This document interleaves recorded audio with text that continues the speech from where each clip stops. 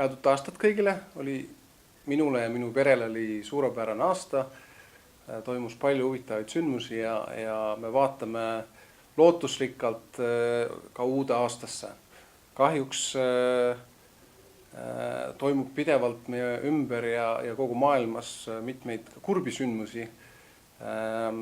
Just hiljuti kuulsin, et Türgis toimus järjekordne tulistamine ja kindlasti see paneb mõtlema, kuidas üldse reisida ja kuhu üldse oleks mõistlik uuel aastal puhkama minna.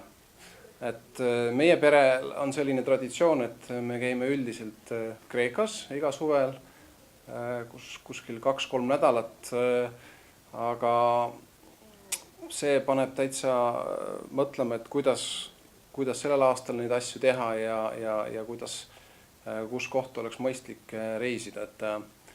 Ma arvan, et me siiski lähme järjekordselt sinna, aga kindlasti kaalume ka mõningaid teisi sihtpunkte, mis on võib-olla